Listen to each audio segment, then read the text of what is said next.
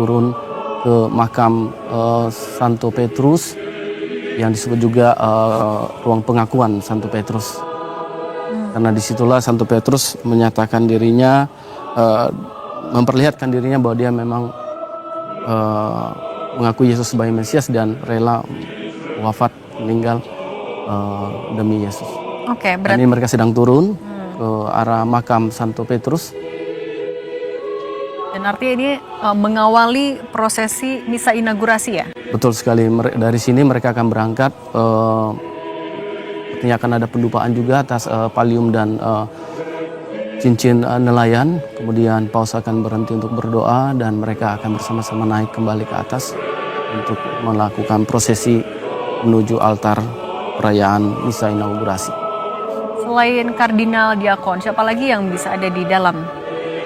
Di sini tentunya para petugas lain dan kepala dari pemimpin liturgi yang akan membantu para kardinal, Bapak Paus dan tugas lainnya untuk menunjukkan apa yang harus mereka lakukan tahap-tahap berikutnya.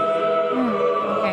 Dan biasanya berapa lama doa di makam Santo Petrus ini atau di bawah altar utama Basilika juga ini akan berlangsung? Ini tidak akan berlangsung lama, sebentar saja dan kemudian mereka langsung naik ke atas bersamaan. Oke. Dan artinya 132 kardinal ya, artinya semuanya hadir di sini? Lebih semua kardinal elektoral dan non itu akan hadir di sana, 200-an hadir dalam misa. Tapi yang hadir di sini di bawah makam ini hanya para patriark saja. Patriark dari Gereja Timur, Bapak Paus, sebenar tentunya pelayan dan diakon. Beliau sedang akan mendupai.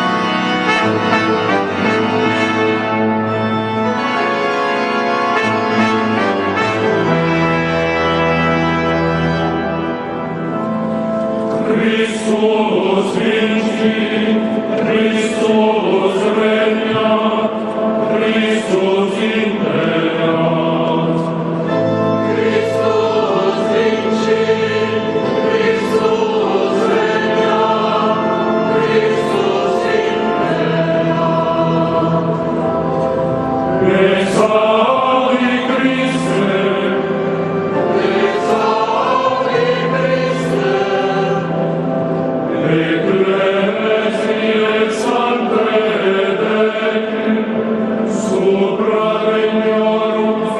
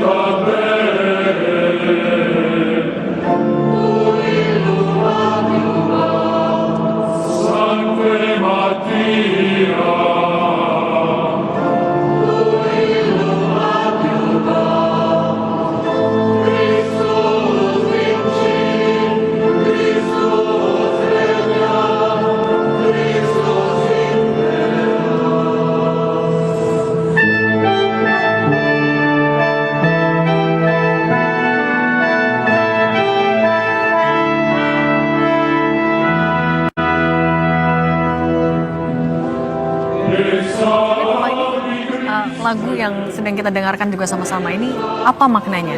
Ini adalah lagu pujian bagi raja yang biasanya dinyanyikan untuk penobatan paus zaman dulu, tapi sekarang digunakan untuk juga digunakan untuk misa inaugurasi paus ini, dan menggambarkan bagaimana ini adalah doa-doa yang disampaikan bagi gereja, juga bagi Paus Leo, Paus Roma, dan juga sebagai uskup dan penerus Santo Petrus.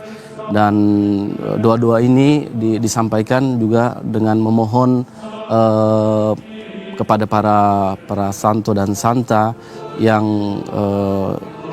meminta mereka untuk menopang gereja, menopang dunia, menopang Paus Leo dalam tugas-tugasnya. Ini adalah inti dari lagu perarakan yang kita dengarkan sekarang ini.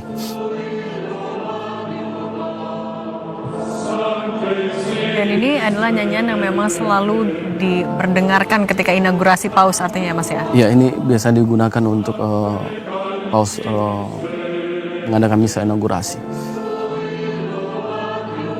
Ini kalau yang kita saksikan sedang menuju ke area luar artinya ya Mas? Sedang menuju ke lapangan Santo Petrus, kardinal dan patriark.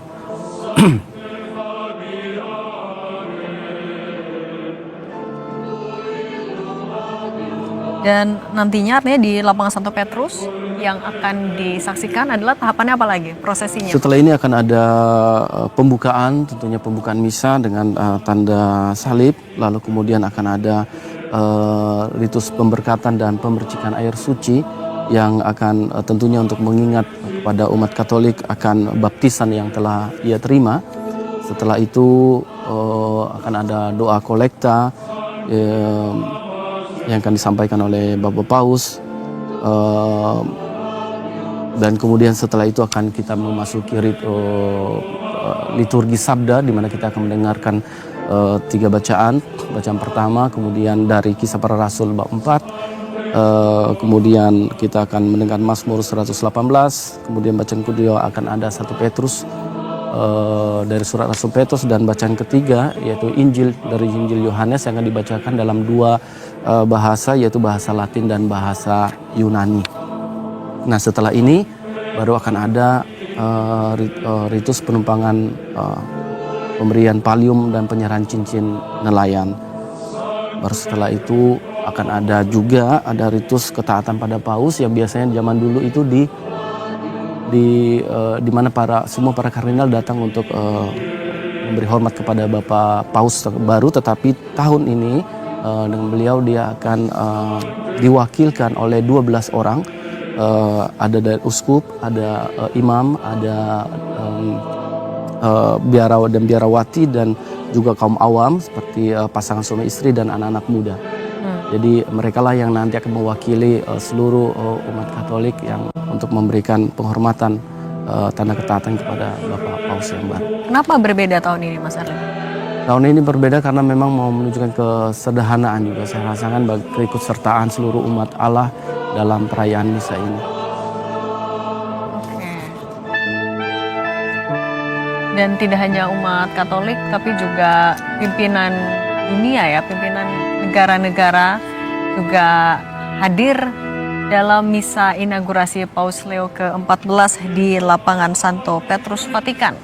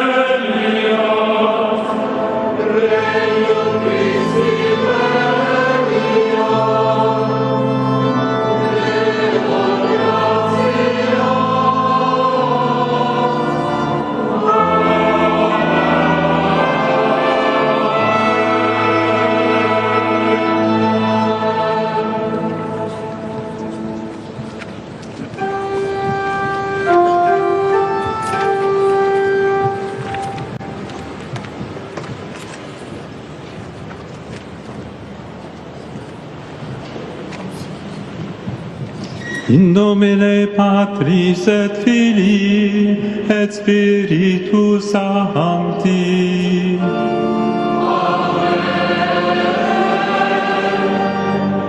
Pax vobis.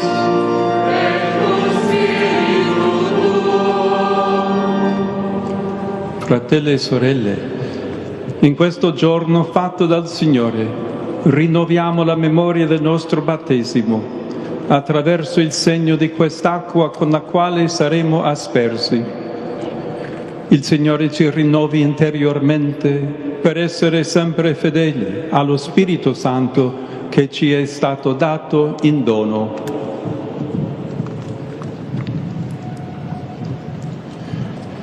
Domini Deus omnipotens precibus populi Tui ad esto propitius, et nobis mirabile nostre creationis opus, sed et redemptionis nostre mirabilius memorantibus, aquam benedicere Tu dignare. Ipsam enim Tu fecisti, ut et arva fecunditate donaret, et levamen corporibus nostris munditiamque preveret.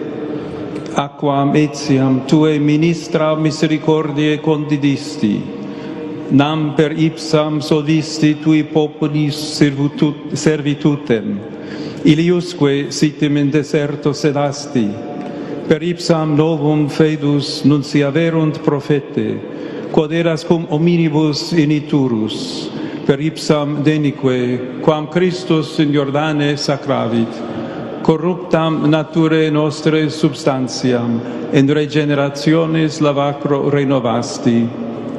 Sit igitur ec aqua nobis, suscepti baptismatis memoria, et cum fratribus nostris, qui sunt in Paschate baptizati, gaudia nos tribuas sociare, per Christum Dominum nostrum. Amen.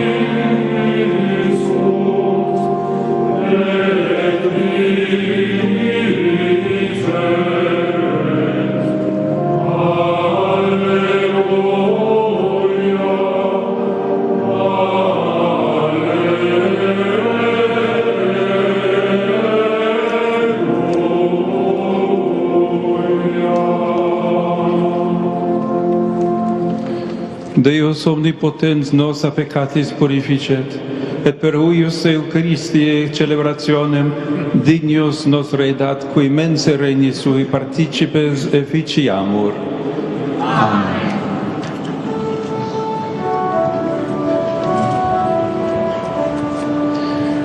Gloria in excelsis Deo.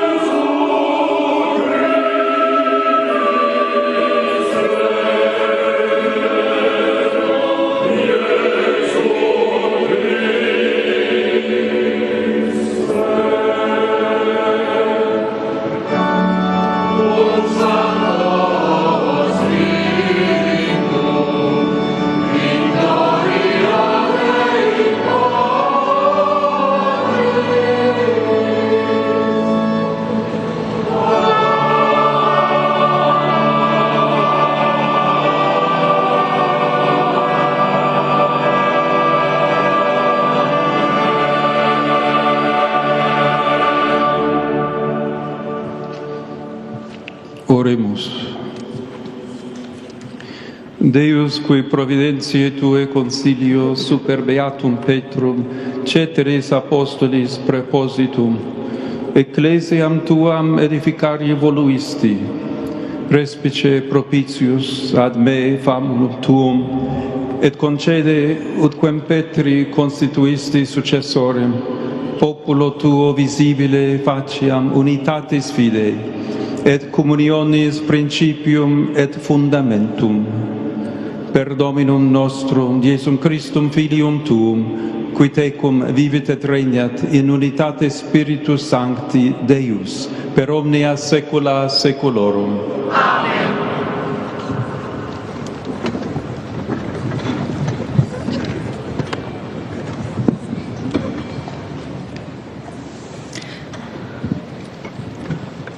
Lectura del libro de los Hechos de los Apóstoles. En aquellos días, lleno de Espíritu Santo, Pedro dijo: jefes del pueblo y ancianos, porque le hemos hecho un favor enfermo, nos interrogáis hoy para averiguar qué poder ha curado a ese hombre. Quede bien claro a todos vosotros y a todo Israel que ha sido el nombre de Jesucristo el Nazareno, a quien vosotros crucificasteis y a quien Dios resucitó de entre los muertos. Por este nombre se presenta este sano ante vosotros. Él es la piedra que desechasteis vosotros, los arquitectos, y que se ha convertido en piedra angular. No hay salvación en ningún otro, pues bajo el cielo no se ha dado a los hombres otro nombre por el que debamos salvarnos.